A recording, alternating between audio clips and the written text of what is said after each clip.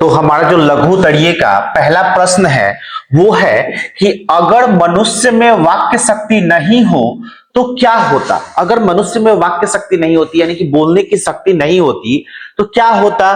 तो यहां पे लिखा है कि अगर मनुष्य में वाक्य शक्ति नहीं होती तो यह सृष्टि गूंगी हो जाती, कोई अपने दिल की भावना एक दूसरे से शेयर नहीं कर पाता। मनुष्य इसी वाक्य शक्ति के कारण समाज में वार्तालाप करता है यानी कि किसी से बोलता है। ठीक है, वाक्य शक्ति के कारण ही मनुष्य जानवरों से अलग है। मनुष्य समाज में रहता है, इसीलिए उसे एक दूसरे मनुष्य से संबंध की जरूरत पड़ती है। मनुष्य अगर समाज में रह रहा है तो उसको किसी ना किसी चीज की आवश्यकता पड़ेगी, हर मोड़ पे आवश्यकता पड़ने वाली है। तो इसके लिए वाक्य शक्ति होना जरूरी है और यह वाक्य शक्ति के कारण ही संभव है। यानी कि एक मनुष्य का दूसरे मनुष्य से संबंध वाक्य शक्ति के द्वारा ही होता है। अगर हमें कोई दुख या तकलीफ है तो हम बोलकर ही व्यक्त करते हैं। ठीक है, अगर हम लोग खुशी मनाते हैं तो उसमें भी बोलते हैं। ठीक है, तो आगे देखिए, इसी कारण वह अपने सुख एवं दुख का अनुभव एक दूसरे से शेयर कर पाते हैं। अगर ये वाक्य शक्ति नहीं होता तो ये संपूर्ण सृष्टि क्या होती, गूंगी प्रतीत होती। कोई किसी से अपने दिल की बात नहीं कर पाता, कोई अपने दुख या तकलीफ को नहीं बता पाता, तो ये सब कमी होता। तो अगर मनुष्य में वाक्य शक्ति नहीं होती तो क्या होता, इसका ये आंसर है। अब चलेंगे हम लोग अपने अगले प्रश्न पर और अगला प्रश्न हमारा है राम रमौवल का अर्थ क्या है। राम रमौवल का अर्थ क्या है, तो देखिए यहां पे लिखा है कि चार से अधिक व्यक्तियों के बातचीत को राम रमौवल कहा जाता है। चार से अधिक व्यक्तियों के कितने, तो चार से अधिक व्यक्तियों के बातचीत को हम लोग राम रमौवल कहते हैं। ठीक है, राम रमौवल, अगर इनके बीच में चार से अधिक लोग हैं, चार से अधिक लोगों के बीच की जो बातचीत होती है उसे हम लोग क्या कहते हैं, तो राम रमौवल कहते हैं। राम रमौवल कहते हैं। आगे क्या है कि दो हम सहेली की बातचीत की क्या स्थिति होती है। तो देखिए, जब दो सहेली होती है ना तो उनके बीच में बड़ा रसदार, रस से भरा हुआ बातें होता है। दो सहेलियां देख लेना, लड़कियों में अगर दो सहेली है तो उसके बीच में अगर आपस में अगर बात सुनोगे तो बड़ा रसीला बात होता है। ठीक है, तो दो हम सहेलियों की बातचीत रस से भरा सरोवर होती है। लेखक कहते हैं कि इसका पूरा स्वाद उन्हीं से पूछना चाहिए जिसको कभी इनकी बातें सुनने का मौका नसीब हुआ हो। ठीक है, तो इसमें से तो बहुत ऐसे बच्चे होंगे जिनको दो हम सहेलियों का बातचीत सुनने को मिला होगा। एक हम सहेला और दो उसकी सखी, और सखी के बीच में जो बात होता है वो हम सहेला सुनता है। ठीक है, तो वही देखिए, दो हम सहेलियों की बातचीत अगर आपको सुनने को मिला होगा तो आप समझ रहे हो कि इनके बीच में क्या बातें होती होंगी। ठीक है, अगर आप नहीं रहते होगे, अगर थर्ड पर्सन से अगर आप पूछ रहे हो, किसी से आप कनेक्ट हो, ठीक है, तो इससे बात जब मालूम चलेगा कि हाँ इन दोनों में क्या क्या बातें होती है, तो वो आपको प्रतीत होगा कि रस से भरा सरोवर, रस से भरा हुआ उनका बात जो है, बातचीत है, जो हम लड़के नहीं कर पाते हैं उससे भी बढ़ के वो करती हैं। अगर इन सहेलियों में से अगर एक का शादी हो जाए तब तो और रस से भरा हुआ बातें होगा उन दोनों के बीच में। चलिए आगे देखते हैं। चौथा क्वेश्चन जो है हमारा वो है कि बातचीत के संबंध में वेन जॉनसन और एडिसन के क्या विचार थे। बातचीत के संबंध में जो था वो वेन जॉनसन का कहना था, इनका मत था कि बोलने से ही मनुष्य के रूप का साक्षात्कार होता है। अगर हम किसी से बोलते हैं तभी जाके हमारे रूप का साक्षात्कार होगा कि हम अच्छे हैं कि बुरे हैं। दूर से हम किसी को देखकर ये नहीं कह सकते हैं कि वो अच्छा इंसान होगा या वो खराब इंसान होगा। ठीक है, कोई ऐसा होता है कि देखने से, दूर से देखने से भयानक लगता है, यानी कि खराब लगेगा, लेकिन जब उसके साथ बातचीत करेंगे तो ऐसा लगेगा कि हाँ ये व्यक्ति जो है वो अच्छा व्यक्ति है। ठीक है, तो बातचीत के संबंध में वेन जॉनसन का क्या विचार था। देखिए वेन जॉनसन का याद रखिएगा कि बोलने से ही मनुष्य के रूप का साक्षात्कार होता है। अगर मनुष्य चुप रहे तो उसके गुण तथा अवगुण का पता नहीं चल पाएगा। ठीक है, ऐसी ही घटना मेरे साथ हुई थी। एक जो लड़की थी वो काफी सुंदर थी, दूर से देखी वाह क्या सुंदर लड़की है, लेकिन जब नजदीक आई, वाह ऐसे आवाज उसका जब आया है, तब लगा कि हाँ जी, इसका रूप जो है ना देखने में सुंदर है, वाणी सुंदर नहीं है, ठीक है, खतरनाक है। तो इसीलिए देखिए बातचीत के संबंध में वेन जॉनसन का जो मत है, उन्होंने बहुत अच्छा अपना मत रखा है कि बोलने से ही मनुष्य के रूप का साक्षात्कार होता है। अगर मनुष्य चुप रहे तो उसके गुण तथा अवगुण का पता नहीं चल पाएगा। एडिसन का मत है कि अगर असल बातचीत सिर्फ दो व्यक्तियों में ही हो सकती है, असल बातचीत सिर्फ दो व्यक्तियों में हो सकती है, इसका तात्पर्य यह है कि जब दो व्यक्ति होते हैं तभी अपने दिल एक दूसरे के सामने खोलते हैं। एडिसन, इनका नाम ही है एडिसन। एडिसन से याद रखिए ऐड, और ऐड एक प्लस एक, यानी कि इनका कहना था ना कि बातचीत सिर्फ दो व्यक्तियों में ही हो सकती है। सच्चाई है, दो व्यक्तियों में ही। रियल अगर दिल का बात है तो दो व्यक्ति के बीच में ही होता है। अगर कोई तीसरा इसके बीच में टपक गया, आ गया, तो बात का जो है ना तरीका चेंज हो जाएगा। तो देखिए तभी अपना दिल एक दूसरे के सामने खोलते हैं। जब तीन हो जाते हैं तो बात बंद हो जाती है, क्योंकि कहा जाता है कि 6 कानों में पड़ी बातें खुल जाती है। कितने कानों में पड़ी बातें खुल जाती है? 6 कानों में पड़ी बातें क्या होती है? खुल जाती है। तो यहाँ पे आप देखिए दो व्यक्तियों का, वेन जॉनसन का कहना था कि बोलने से ही मनुष्य के रूप का साक्षात्कार होता है, और एडिसन का कहना था कि असल बातचीत दो व्यक्तियों के बीच ही होती है। और लास्ट में यहां लिखा हुआ है कि 6 कानों में पड़ी बात खुल जाती है। 6 कानों में पड़ी बात क्या होती है?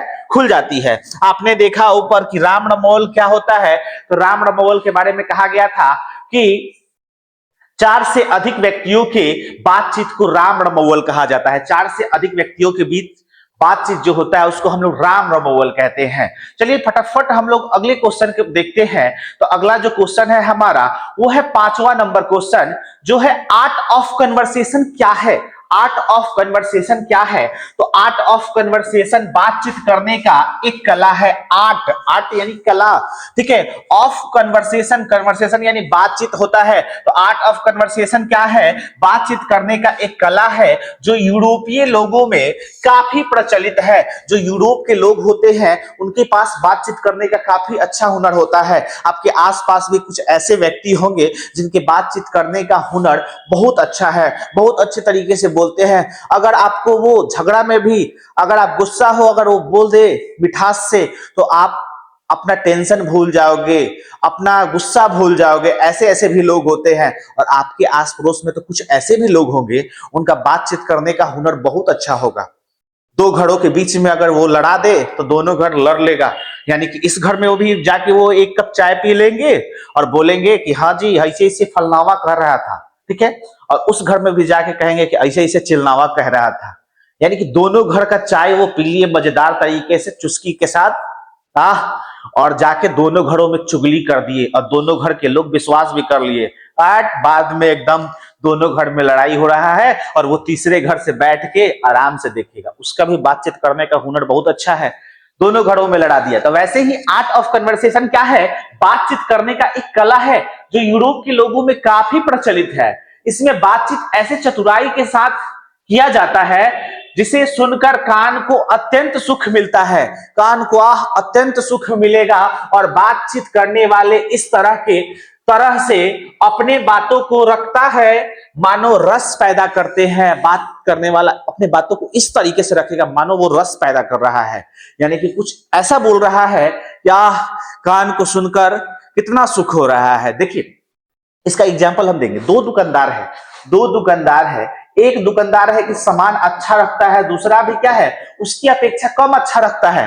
लेकिन ये जो दुकानदार है इसकी बातचीत करने का तरीका बहुत अच्छा है। कोई ग्राहक आएगा तो हाँ 50 रुपया का वस्तु है ना, तो वो 70 रुपया बोलेगा, ठीक है, और उससे कहेगा जाइए आपके लिए 50 रुपया में ही दे देते हैं। लेकिन ये जो दुकानदार है थोड़ा कड़े मिजाज का है और इसको बातचीत करने का उतना हुनर नहीं है। 50 रुपया का सामान वो अभी ही 50 रुपया बोला और सीधा बोला कि लेना है तो लो, नहीं तो जाओ, 50 रुपया से कम नहीं होगा, इतना ही हमारा लगा है, इतना ही हमारा खरीद है। लोगों को इन पे ट्रस्ट हो जाएगा कि वाह जी ये तो मेरे लिए 70 रुपया का सामान 50 रुपए में कर दिया, जाइए आपके लिए 60 रुपया हम 50 कर देते हैं। लेकिन ये क्या कि 55 बोलेगा 50 तक आएगा, लेना है तो लो, नहीं तो भाई जाओ। ये अच्छा सामान बेच रहा है, ये खराब बेच रहा है, फिर भी देखिए लोग इसके बातचीत के तरीके से इसके तरफ आकर्षित हो जाएंगे। तो बातचीत करना भी एक हुनर है, बातचीत, ठीक है। तो उसी तरीके से बातचीत ये हो गया। आगे चलते हैं, तो आगे पांचवा क्वेश्चन हो गया। आगे हम लोग का दीर्घोत्तरीय का प्रश्न है कि बातचीत निबंध का सारांश सारांश लिखें। यहां लिखा हुआ है कि स्वयं करे, ठीक है, स्वयं करे, यानी कि इसका सारांश हम लोग पीछे अब देखेंगे कि क्या है इसका सारांश दिया हुआ। लेकिन इससे पहले हम लोग अगले क्वेश्चन को देख लेते हैं। अगला क्वेश्चन है बातचीत निबंध की क्या विशेषता है, ठीक है। सारांश को हम अभी देखेंगे, इसी वीडियो में देखेंगे, लेकिन देखिए बातचीत निबंध की क्या विशेषता है, आखिर क्या विशेषता है। तो इस निबंध के माध्यम से निबंधकार बातचीत के लिए ईश्वर के द्वारा दी गई वाक्य शक्ति को अनमोल बताया है। यानी कि ईश्वर के द्वारा जो बातचीत करने का जो हुनर हम लोग को दिया गया है, बातचीत करने का, जैसे हम लोग बातचीत कर पा रहे हैं, उसको उन्होंने क्या बताया है, तो अनमोल बताया है। और कहा है कि मनुष्य इसी शक्ति के कारण पशुओं से अलग है। यानी कि पशुओं से अलग है, पशु बोल नहीं पाते हैं, अपनी भावनाओं को, दुख तकलीफ को बोल नहीं पाते हैं, लेकिन हम मनुष्य ईश्वर का हम लोग कितना धन्यवाद करें कि हमें बोलने की शक्ति दिए हैं, ठीक है। आगे देखिए, लेखक बातचीत के विभिन्न तरीकों का भी वर्णन किया है। बातचीत करने का वर्णन किस तरीके से तरीका होता है, किस तरीके से हम घर में बात करते हैं, किस तरीके से हम अपने बातचीत को मंच पे रखते हैं, कॉमेडियन कैसे अपने बातचीत को रखता है स्टेज पे जाने के, यानी कि इस चैप्टर में सारा चीज जिक्र किया गया है कि हम किस तरीके से घर में अगर बोलना होता है तो हम आराम से बोलते हैं, लेकिन अगर हमें स्टेज पे भाषण अगर देना हो तो हम लोग वहां जो बातचीत करने का तरीका होता है, स्पीच का तरीका होता है, वो बदल जाता है।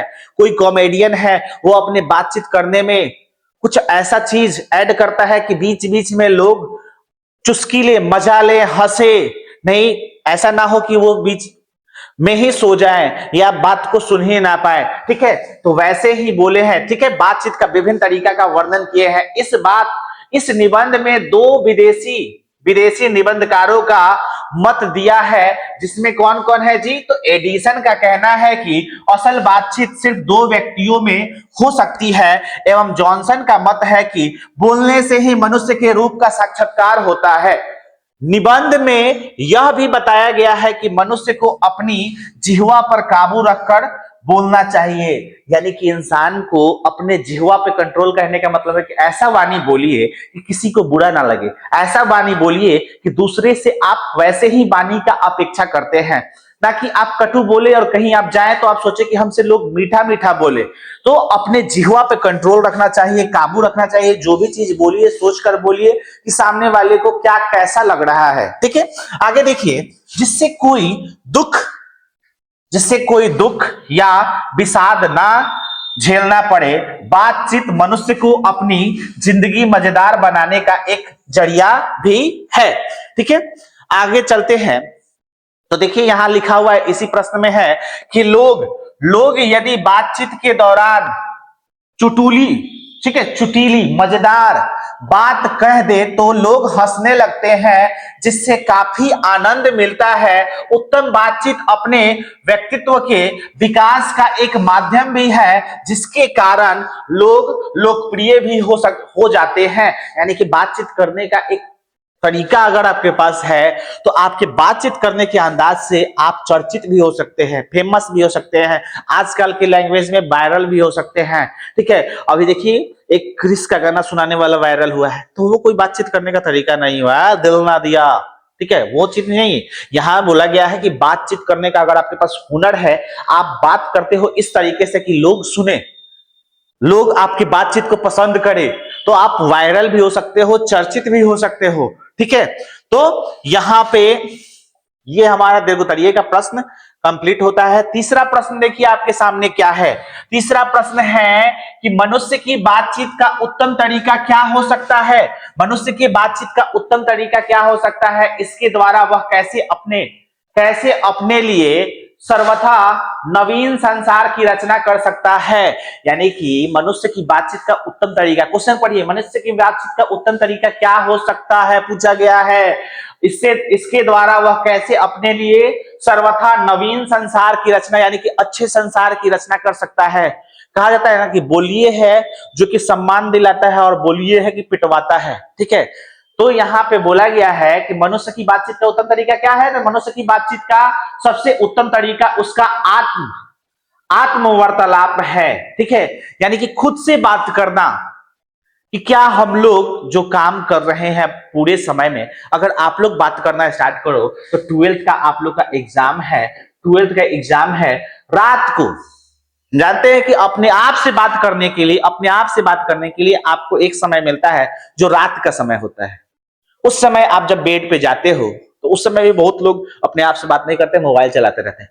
लेकिन थोड़ा सा भी 5 मिनट समय निकाल कर अपने आप से पूछो कि आज जो हमने पूरे दिन में किया, जो कार्य अपने पूरे दिनों में किया, वो क्या हमने अच्छा किया? क्या हम अपने लाइफ के लिए, आगे करियर के लिए, भविष्य के लिए कुछ अच्छा कर रहे हैं या नहीं कर रहे हैं? अपने आप से जब अंतरात्मा से पूछने लगोगे तो अंतरात्मा अगर सच्चा है, अच्छा है आपका, तो अच्छा चीज बताएगा कि नहीं, हमने दिन में इस समय से इस समय गलत काम किया है, हमने अपना टाइम वेस्ट किया है पढ़ाई नहीं करके, इसका गुनहगार सिर्फ मैं हूं, मेरे घर के मम्मी पापा नहीं, मेरे टीचर नहीं, मैं खुद हूं। अगर आप गलत काम किए हो, अगर आप अंतरात्मा से पूछ रहे हो और वो ये अगर सही जवाब देगा तो ये कहेगा कि नहीं, मैंने गलत किया है और ये अगर मेरे साथ आगे इसका परिणाम बहुत खराब होगा। तो वो होता है आत्म वार्तालाप। खुद से पूछिए कि क्या हमने दिन भर में, क्या हमने इतने दिनों में अपने लिए कुछ अच्छा किया है? नहीं किया, समझ जाइए टाइम वेस्ट। आगे देखिए, वह अपने अंदर ऐसी शक्ति विकसित करे जिसके कारण वह अपने आप से बात कर लिया करे। वो अपने आप से धीरे धीरे, देखिए कुछ समय ऐसा होता है कि जब तक हम लोग किसी का सहारा लेते हैं, कुछ भी काम करना होता है, ये फॉर्म भरना है, यहां पढ़ना है, वहां पढ़ना है, तो हम लोग गार्जियन से पूछते हैं, चाहे किसी से पूछते हैं कि अच्छा वो बताए। ठीक है, उसके बाद अंतिम निर्णय हमारा होता है। तो अपने बोला गया है कि वह अपने अंदर ऐसी शक्ति विकसित करे जिसके कारण वह अपने आप से बात कर लिया करे। क्योंकि दूसरा व्यक्ति 10 तरीके का बात करेगा कि हाँ अच्छा है, तो वो कहेगा बुरा है। अपने आप से पूछिए कि क्या हम सही रास्ते पे चल रहे हैं, क्या हम ये सही काम कर रहे हैं, क्या हम यहाँ पढ़ने जा रहे हैं तो क्या वहां सही पढ़ाई हो रहा है कि नहीं हो रहा है। दोस्तों से मत पूछिए, अपने आप से पूछिए। अगर आपको समझ में आ रहा है तो आप जाइए, और नहीं समझ में आ रहा है तो नहीं जाइए। दोस्तों से पूछिएगा तो वो 10 जगह बताएगा, कोई बताएगा कि यहाँ चलो, कोई बताएगा वहां चलो। ऐसा नहीं करना है, हमको अपना रास्ता खुद डिसाइड करना है, क्योंकि हम खुद के मालिक खुद है। ठीक है, तो आगे देखिए, आत्मवार्तालाप से क्रोध पर नियंत्रण किया जा सकता है। आत्मवार्तालाप से हम अपने क्रोध पे नियंत्रण कर सकते हैं। कुछ काम हम गुस्सा में करने जा रहे हैं, लेकिन उससे पहले हम अपने अंतरात्मा से पूछे कि हाँ जी, हम ये काम जो करने जा रहे हैं वो सही है कि गलत है। अगर आत्मा सही है, अपने आप को इतना डेवलप कर लिए हैं, तो वो बोलेगा कि नहीं, ये गलत काम करने जा रहे हो, गुस्सा से कुछ नहीं होता, आगे इसका परिणाम आपको भुगतना होगा। और देखिएगा, कभी भी लड़ाई या झगड़ा होगा तो आदमी गुस्सा में तुरंत कर लेता है, लेकिन कुछ समय बाद अफसोस ही होता है। ठीक है, कि नहीं करना चाहिए, हमें इस झगड़े में, झंझट में नहीं फंसना चाहिए, इसका परिणाम है कि हम 1-2 साल जेल में बंद रह सकते हैं, इतना पैसा खर्चा होगा। ठीक है, तो वो चीज अंतरात्मा से पूछिए। आगे है, जिससे दूसरों को कष्ट ना पहुंचे, क्योंकि हमारी भीतरी मनोवृत्ति हमेशा नए नए रंग दिखाया करती है, वह बदलती रहती है। भट्ट जी इस मन को क्या कहते हैं? प्रपंचात्मक संसार का एक बड़ा भारी आईना के रूप में देखते हैं। ठीक है, भट्ट जी क्या कहते हैं कि ये जो हमारा मन है ना, ये प्रपंचात्मक संसार का एक बड़ा आईना है। ठीक है, इसमें 10 तरीके का बात चलेगा, सामने वाला जैसे कर रहा है वैसे करने का मन करेगा। तो मन हमारा क्या है? चंचल है, कह सकते हैं। ठीक है, आगे, जिसमें जैसी चाहो वैसी सूरत देख लेना, कोई संसार असंभव बात नहीं है, कोई असंभव बात नहीं है। हम जैसा चाहे वैसा सोच सकते हैं, जैसा अपने मन को बनाएंगे उस अनुसार से बनेगा। मनुष्य मन की चित्त को एकाग्र कर अपने आप से बातचीत करना चाहिए, ठीक है, जिससे क्या हो, आत्म चेतना का विकास होगा और वाणी पर नियंत्रण हो जाएगा। धीरे धीरे देखिए आपके अंदर भी कुछ बचपन से अधिक परिवर्तन हो गया होगा, यानी कि हम सोच समझ के बोल रहे हैं, धीरे धीरे हम बड़े हो रहे हैं, कोई काम का डिसीजन ले रहे हैं। ऐसा आसपास के लोग कहते हैं कि अब तुम चालाक हो गए हो, ठीक है, तो वो धीरे धीरे डेवलप हो जाता है, लेकिन उसको डेवलप करेंगे हम खुद से, दूसरे डेवलप नहीं कर सकते हैं। आगे देखिए, जिसके कारण न किसी से बैर होगी न कटुता, यदि ऐसा हुआ तो हम सर्वथा एक नवीन संसार की रचना कर सकते हैं। अतः मनुष्य को अपनी जिह्वा पर काबू रखकर मधुर वाणी बोलनी चाहिए, जिससे किसी अन्य को कष्ट ना पहुंचे। एकदम परफेक्ट आंसर आपके लिए है, तो आप लोग इसका स्क्रीनशॉट ले लो, लिख लो। देखिए चैप्टर पढ़ाने की कोई जरूरत नहीं होगी, अगर आप इतना क्वेश्चन आंसर को कर लेते हो तो आपके किताब में क्या है ये सारा पॉइंट आपको समझ में आ जाएगा, ठीक है। चलिए अब आगे चले, तो आगे देखिए, आगे है, सच है जब मनुष्य बोलता नहीं है तब तक उसका गुण एवं दोष प्रकट होता है। सच है जब तक मनुष्य बोलता नहीं है तब तक उसका गुण एवं दोष प्रकट नहीं होता है। अगर हम नहीं बोले, अगर हम किसी के सामने चुप रह रहे हैं तो ये इंसान हमें या तो घमंडी समझेगा, अच्छा है सोचेगा कि बेचारे नहीं बोलते होंगे ज्यादा, ठीक है। लेकिन जैसे ही हम बोलना स्टार्ट किए तो जो इंसान हमें घमंडी बोल रहा था वो देखना कभी कभी होगा कि बोलेगा कि पहले तो हम आपको समझते थे कि आप किसी से बोलते ही नहीं, लेकिन अब समझ में आया कि नहीं ये कारण है। तो बोलने से ही मनुष्य के रूप का साक्षात्कार होता है कि वो अच्छा है कि बुरा है। तो यहाँ पे देखिए, तो यहाँ पे क्या लिखा हुआ है कि प्रस्तुत पंक्ति बालकृष्ण भट्ट के निबंध बातचीत से ली गई है। बालकृष्ण भट्ट एक बहुत ही अच्छे लेखक हैं। इस पंक्ति में लेखक कहना चाहते हैं कि मनुष्य समाज में रहने वाला प्राणी है और समाज से भाषा सीखता है। भाषा उसके लिए पहचान एवं लोकप्रियता का माध्यम बन जाती है, परंतु अंदर की मनोवृत्ति स्थिर नहीं रहती है। जब तक मनुष्य चुप रहता है तब तक उसका स्वभाव कैसा है, उसकी रुचि क्या है और दूसरों के साथ उसका व्यवहार कैसा है इसका पता नहीं चलता है। लेकिन जब वह बोलने लगता है तब अनजाने में ही उसकी क्या होती है, तो भीतरी, अनजाने में ही उसकी भीतरी और असली रूप व्यक्त हो जाता है। इससे लोगों को पता चल जाता है कि व्यक्ति का स्वभाव कैसा है, यानी कि वो अगर बोलता है तो ज्यादा बोलने वाला है, सच बोलता है कि झूठ बोलता है कि फेंकता है, ये सारा चीज मालूम चल जाता है। स्पष्टतः यह उक्ति बतलाती है, देखिए यह उक्ति बतलाती है कि भाषा व्यक्ति के व्यक्तित्व की पहचान है। भाषा क्या है, किसी व्यक्ति के व्यक्तित्व की पहचान है कि वो समझदार है कि समझदार नहीं है। ये सब चीज किससे मालूम चलता है, तो भाषा से।